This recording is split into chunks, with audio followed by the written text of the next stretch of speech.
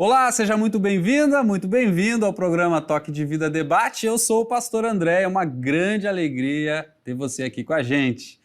O ministério pastoral é uma função especial na vida de quem o recebe. Ele é exercido por pessoas que foram chamadas por Deus para anunciar a palavra e administrar o batismo e a Santa Ceia. Agora, a função do pastor é nobre, guiar os fiéis pelo caminho da salvação eterna. Exercer o ministério pastoral traz consigo uma responsabilidade muito grande. O pastor precisa estudar bastante, mas especialmente ser dedicado ao serviço de Deus em prol do seu povo. Isso também exige do pastor muita sabedoria, pois diferente das pessoas da sua igreja, o pastor é sempre visto como aquele que deve sempre dar o exemplo. E isso cobra um preço que o pastor precisa estar disposto a pagar. E para conversar conosco hoje sobre o ministério pastoral e a igreja, está conosco o pastor Fernando Belling, pastor recém-chegado na Congregação Evangélica Luterana Castelo Forte de Canoas, Rio Grande do Sul. É um grande prazer receber você aqui, pastor Fernando. Olá, pastor André, saudação a todos que nos assistem, é uma honra estar contigo aqui e poder conversar sobre esse tema tão importante para nós e também para a vida de toda a igreja, que é o ministério pastoral. Então, espero que tenhamos uma boa conversa, né, sobre esse assunto tão caro, tão bonito para a gente. O prazer e a alegria é nossa de poder compartilhar com você esse assunto, esse momento tão importante. Mas eu creio, pastor Fernando, que muitas pessoas que estão assistindo o nosso programa Toque de Vida Debate hoje não o conhecem. Você poderia se apresentar, falar um pouquinho de onde vem, sua trajetória acadêmica, sua trajetória aí como pastor? Pois não, eu me chamo Fernando Belling, tenho 29 anos, sou natural de Santa Catarina, região oeste do estado. Já tenho uma formação na área da saúde. Em 2014 fui formado em fisioterapia, né? Sou formado em fisioterapia e desde 2017 resido no Rio Grande do Sul, quando vim para estudar tanto na Universidade Luterana do Brasil, a nossa querida UBRA, quanto no Seminário Concórdia, no curso de graduação e, portanto, pós-graduação em teologia também. E agora, desde o mês de janeiro de 2023, né, tendo sido chamado para a Congregação Castelo Forte, passo então a residir e também trabalhar nessa cidade tão querida. Muito bem, uma alegria para a gente ter você pertinho aqui do Campus Canoas. Inclusive, a Congregação Castelo Forte também atua aqui na nossa capela universitária, abrilhantando e trazendo para dentro da universidade a palavra de Deus.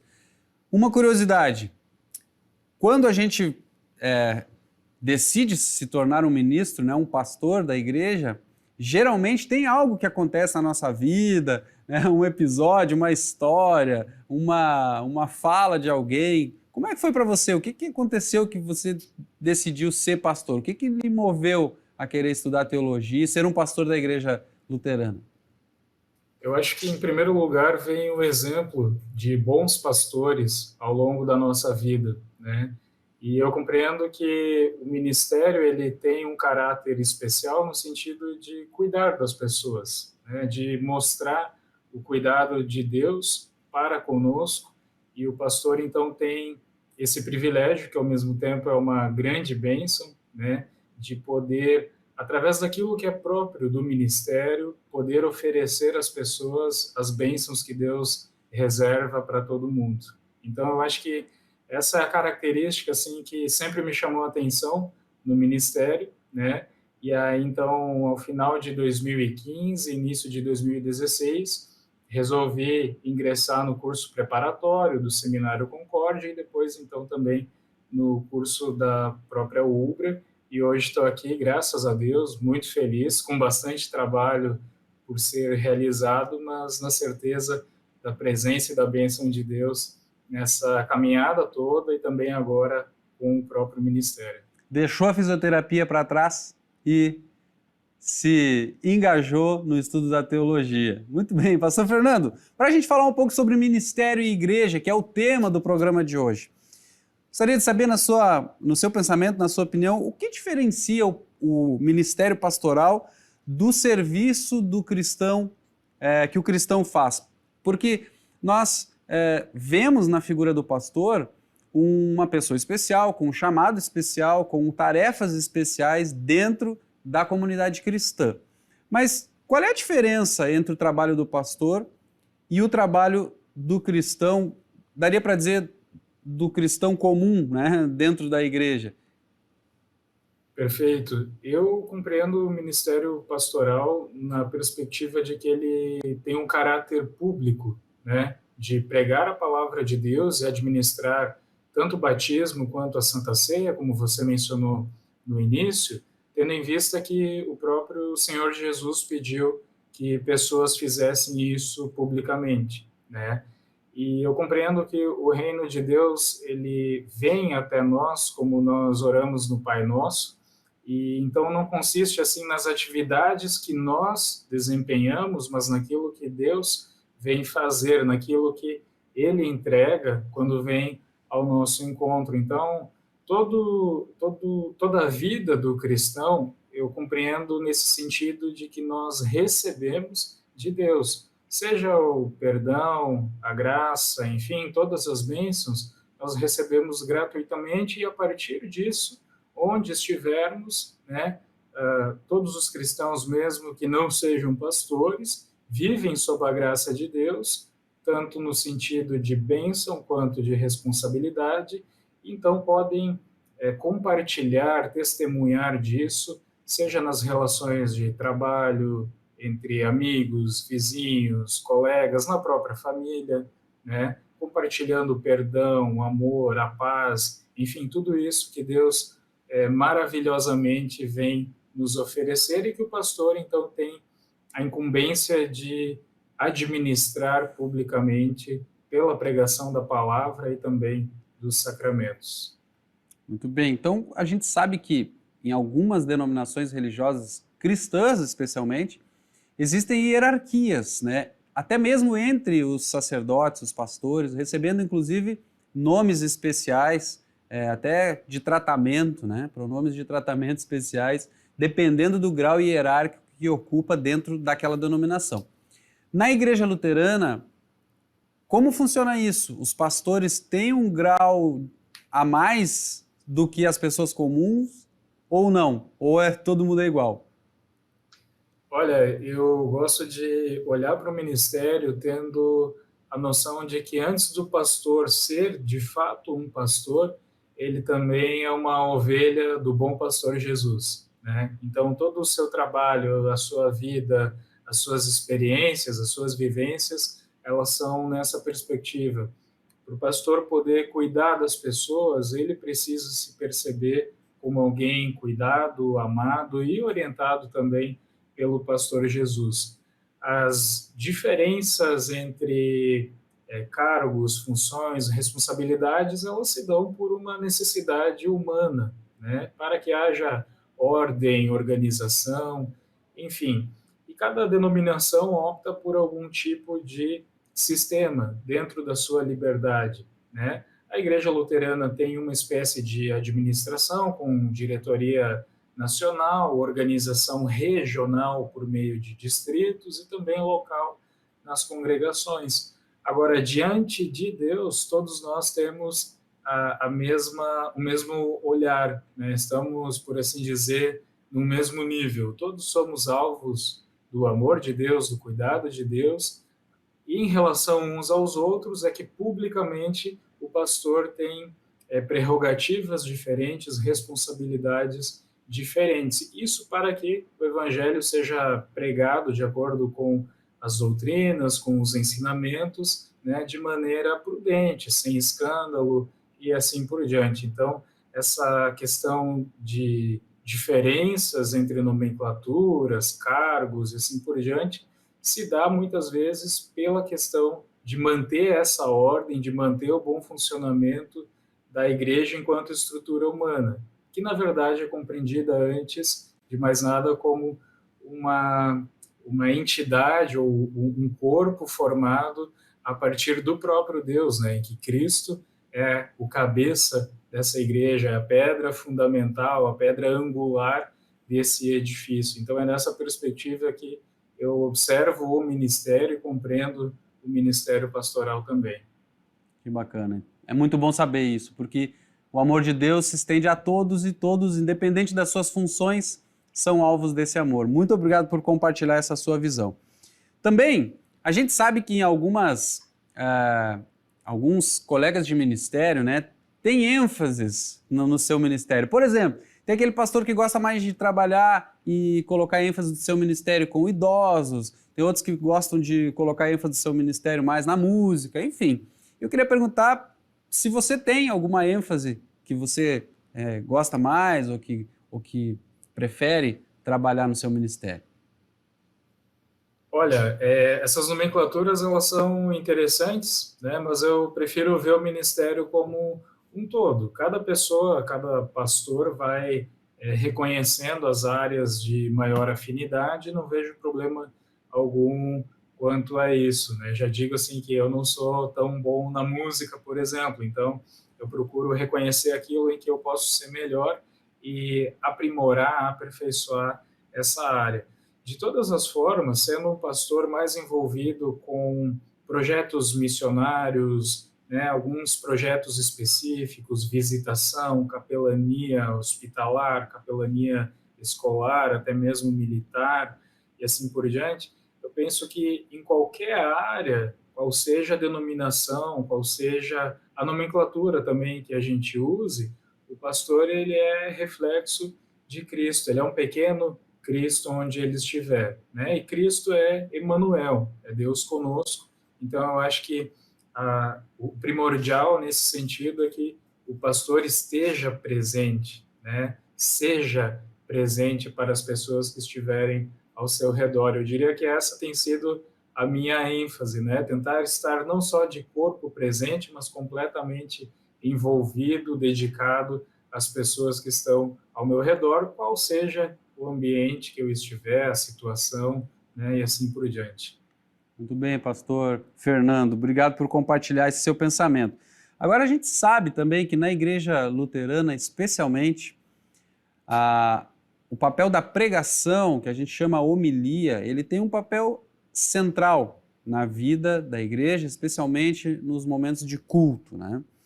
E a homilia, claro, é uma oportunidade da pregação do evangelho, mas eu queria saber do seu pensamento sobre a pregação nas igrejas, especialmente no contexto que a gente vive do século XXI, onde as pessoas parecem que já não estão mais acostumadas e, devido também às mudanças tecnológicas que acontecem no nosso meio, me parece que não há tanto espaço para longas homilias, para discursos longos, para sermões muito longos, dentro do contexto cristão, né, nas igrejas, nos cultos, mas especialmente também por meio da internet.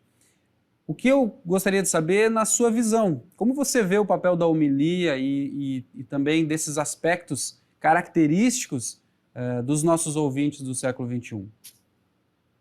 Então, pastor André, eu vejo a pregação, a homilia, como uma arte, né?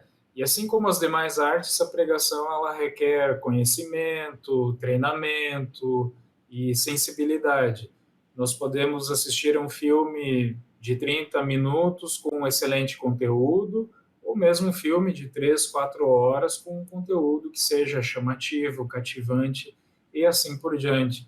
Também vale para as músicas, livros e assim por diante. Claro que a homilia ou a pregação, ela não é apenas uma arte, assim como não é apenas uma comunicação no sentido de informar, de dizer algo, mas é a comunicação de uma palavra carregada de poder e que essa palavra é capaz de realizar grandes feitos. Então, o evangelho não é apenas informado, mas ele é proclamado. Isso requer do pregador continuamente estudos, aperfeiçoamento, capacitações, né, para que por meio da proclamação, aliás, esse evangelho, essa mensagem, ela faça sentido para a vida das pessoas e também possibilite que elas vivam uma nova vida pela fé em Cristo. Então, requer continuamente desenvolver esses pilares que, para mim, são três, né, que servem de base para essa Muito arte: bem. conhecimento, Pastor Fernando, treinamento e sensibilidade. eu vou querer saber um pouco mais sobre esses três pilares, mas a gente vai ter que fazer um breve intervalo agora e na volta a gente continua falando de ministério e igreja com o pastor Fernando Belling. Não sai daí, a gente já volta.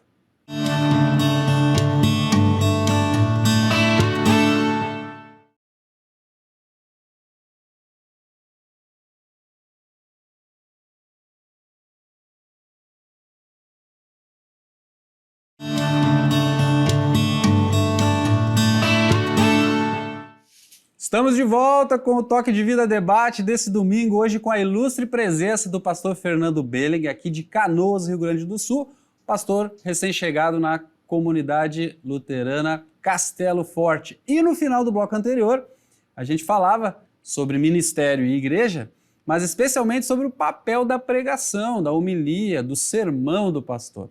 E o pastor Fernando vinha falando que ele crê em três pilares que fundamentam o trabalho do pastor como pregador.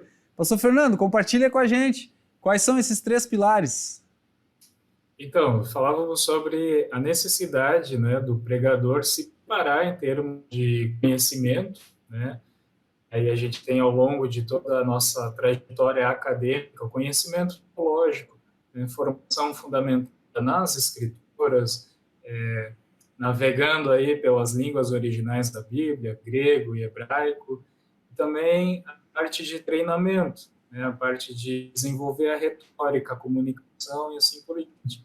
Agora, esses pilares isolados da sensibilidade que olha para as necessidades de cada indivíduo, de cada grupo ou da sociedade como um todo, são pilares que não funcionam sozinhos, né?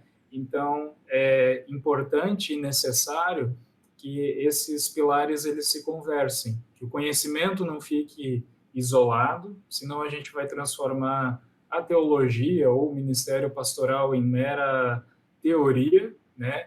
O treinamento, se a parte prática for uma prática que não tem fundamentos, vai ser com o tempo fragilizada, e se não houver sensibilidade, tudo isso vai se perder, né? Não vai ter um objetivo, não vai ter uma aplicação. Por isso eu considero que esses três pilares eles são indispensáveis e devem ser percebidos simultaneamente também. Muito bem. Se nós olhamos a história da igreja cristã, nós vemos que a igreja sempre foi tangenciada, ela sempre foi influenciada pelas novas tecnologias que surgiram na história do mundo, como, por exemplo, a invenção da imprensa, né? Então a gente começou a tirar a Bíblia do pergaminho e do papiro e colocou nos livros, né, com a ajuda da imprensa. Ou, melhor, tiramos a Bíblia lá dos copistas, que copiavam à mão, e a gente começou então a prensar os livros e assim por diante.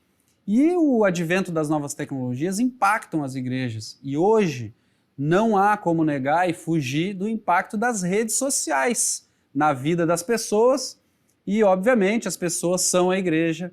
E a minha pergunta é: como você vê o papel das redes sociais, da internet, dentro da igreja, como possibilidades, desafios ou, às vezes, até como empecilhos para a pregação do evangelho? Bom, em primeiro lugar, as redes sociais elas chegaram com tudo, né? E chegaram para facilitar a comunicação em todos os sentidos. É claro que ainda há uma série de dificuldades e nem todas as pessoas têm acesso ainda às redes sociais ou a mesma facilidade de acesso. Agora, no âmbito da igreja, já se tem notado as diversas vantagens das tecnologias, das diferentes tecnologias a favor do evangelho.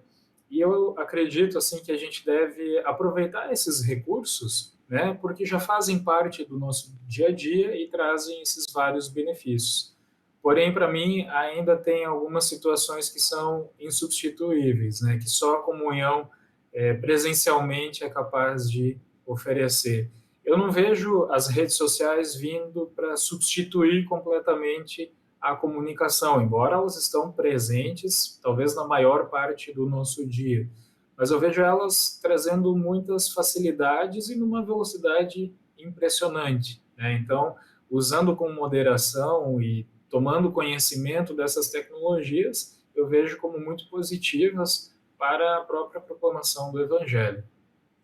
E não há como negar que me parece que a igreja precisa estar lá, né?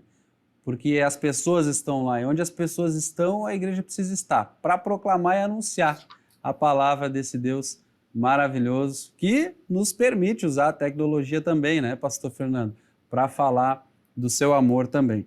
Agora, dentro da prática que a Igreja Luterana do Brasil, especialmente, desenvolve no seu fazer, no seu ser igreja, no dia a dia, está a divisão, ou não sei se dá para falar divisão, mas a compartimentalização da igreja em departamentos, né? A gente tem departamentos dentro da Igreja Luterana, departamento de jovens, departamento de senhoras, né? Departamento das crianças. E isso, de certa forma, funciona muito bem dentro daquilo que nós estamos acostumados a ser, né? Ser Igreja Luterana do Brasil. Porém, novos desafios estão à nossa frente, como, por exemplo, cativar as pessoas. E como falávamos há pouco, o uso das redes sociais é um instrumento. Uma reflexão que me vem à mente é: será que esse formato que a gente tem das congregações dentro da nossa igreja, de subdividir a igreja em departamentos, né? Será que ele, por si só, ele ainda continua sendo eficaz, eficiente, no sentido de instrumentalizar o povo de Deus e também de fazer prospecção de pessoas, de fazer com que as pessoas se interessem pelo trabalho da igreja?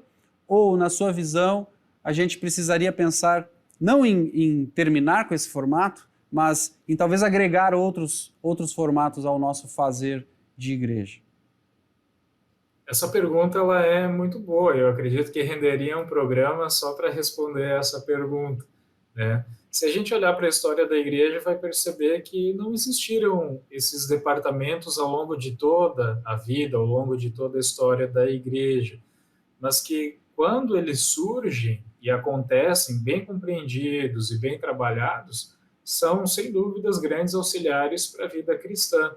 Não só dentro da igreja, como esses departamentos que você mencionou, como também para fora da igreja, né? Um exemplo é a ação social cristã, que bem compreendida e bem desenvolvida traz benefícios para a gente de todos os lugares. Então, eu penso que essa reflexão ela deve ser uma marca presente e contínua nas nossas congregações, né? Percebendo quais são as necessidades do mundo à nossa volta, das pessoas, né? Em seus diferentes contextos, e também quais as motivações para que haja um determinado departamento. Cada congregação age dentro da liberdade cristã, criando, né, e desenvolvendo os departamentos que melhor lhe convém. Agora, se esses departamentos estão ou não centrados no Evangelho, aí é uma questão que a gente precisa rever sempre, né? Centrados, que eu digo, a serviço do Evangelho e também fundamentados no Evangelho. Então, eu acredito que essa reflexão ela precisa acontecer sempre com qualquer congregação que já tenha departamentos ou que queira vir a ter esses departamentos, para que não seja motivo de tropeço ou mesmo de barreira para alcançar as outras pessoas. É muito interessante poder ouvir de você, né, a sua reflexão, porque você é um pastor jovem, recém-formado, iniciando no campo, né, missionário aí de trabalho da igreja, e é importante porque a igreja também se renova quando os pastores recém-chegados e formandos, né, quando eles chegam na igreja, isso também traz uma renovação. E eu penso ser muito interessante a gente poder ouvir, e por isso já agradeço de novo, né, a sua presença aqui conosco no programa Toque de Vida Debate. E por falar que você é um pastor jovem, recém-chegado, os jovens na igreja também é um assunto muito importante quando se fala de ministério e igreja. Porque eu já ouvi muitas vezes as pessoas dizerem, o jovem é o futuro da igreja, mas o jovem não é o futuro da igreja, o jovem é o presente da igreja. Mas a gente sabe que dentro da igreja luterana, evangélica luterana do Brasil especialmente, a gente está tendo uma evasão do jovem da igreja, né? De forma geral, no Brasil todo, a igreja evangélica luterana do Brasil não está conseguindo atrair os jovens. No seu pensamento, o que poderia ser feito ou o que leva o jovem atual a perder o interesse pela igreja? O que poderia ser feito pela própria igreja para tentar resgatar esses jovens, trazer o foco de interesse dos jovens para dentro da igreja?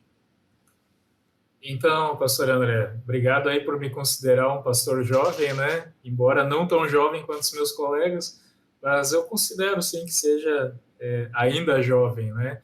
E essa pergunta, para ser bem sincero, eu imagino que a gente deveria fazer diretamente para alguém que é jovem, né? Ou talvez um pouco mais jovem, porque uma prática muito comum, isso não só na igreja, mas na sociedade como um todo, é quando nós falamos sobre o jovem, nós falamos das nossas impressões a respeito do jovem. Então, acho que o primeiro passo é dar ouvido para que os próprios jovens digam quais são os seus anseios, as suas necessidades, as suas perspectivas e expectativas, para que então, acolhendo isso, a gente possa trabalhar em conjunto.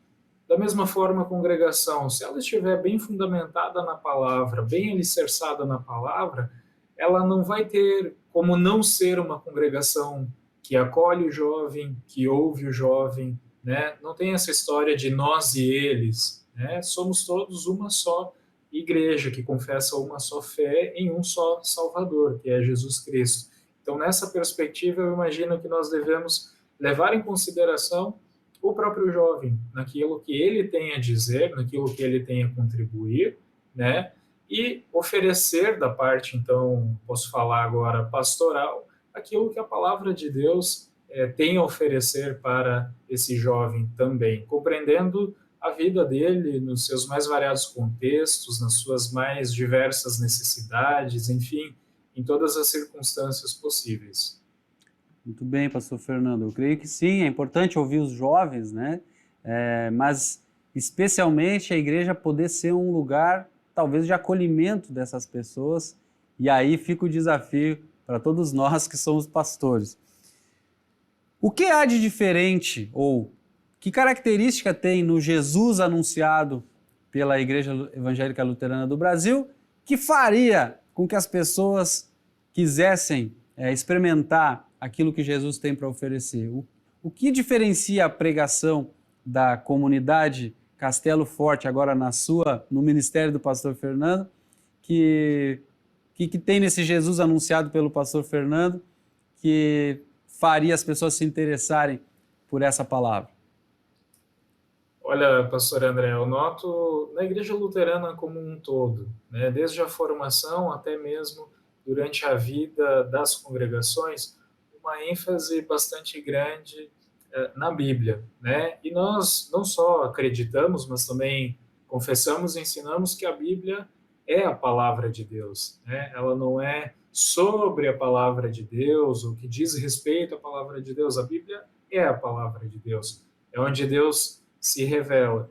E esse ponto de vista, ele tem um propósito muito claro. Primeiramente, saber que na revelação da Bíblia, das Sagradas Escrituras, nós conhecemos Cristo, né? E em Cristo somos perdoados, temos pleno acesso a Deus, conhecemos um Deus de amor, graça e misericórdia, um Deus que se coloca no nosso lugar, né? Um Deus que se encarna ao ponto de dar sua vida na cruz, mas também um Deus que ressuscita como promessa e garantia de uma nova vida que vai durar toda a eternidade, um tempo que a gente não consegue sequer imaginar. E com isso vem tantas outras bênçãos que já podem ser desfrutadas na vida aqui e agora. Então, o que eu vejo da teologia bíblica, né, teologia luterana, ou teologia da cruz, como a gente quiser chamar, é que as doutrinas ensinadas ali, elas querem convidar exatamente a conhecer Cristo, conhecer esse Deus de amor, as bênçãos que Ele tem a nos oferecer e nos conceder, para que a nossa vida aqui já seja uma vida abençoada, né? Uma vida guiada e conduzida por esse Deus de amor, graça e misericórdia. Que legal. Pastor Fernando, muito obrigado pela sua presença. O Toque de Vida Debate está chegando ao fim. A gente poderia ficar muito tempo ainda conversando, mas eu queria perguntar se alguém quiser seguir o pastor Fernando nas redes sociais, qual é o seu endereço? Como é que a gente lhe acha lá? Então, pode procurar aí por Fernando Behling, né? Behling, bem fácil de encontrar, tanto no Instagram quanto no Facebook. Algumas outras redes sociais ainda não foram exploradas, né? Muito bem. Mas quem sabe futuramente a gente pode pensar nisso. Pastor André, eu agradeço imensamente a oportunidade de estar aqui. É um privilégio conversar contigo, com o pessoal de casa, e, enfim, à disposição para outros encontros. Desejo para ti e para todos que nos assistem as mais felizes e ricas bênçãos de Deus. Muito obrigado. E o Toque de Vida Debate vai ficando por aqui. Se você quiser mandar uma mensagem para a gente, é só nos seguir nas redes sociais, no @ubrapastoral. Desejo que Deus abençoe ricamente sua vida e até o próximo programa.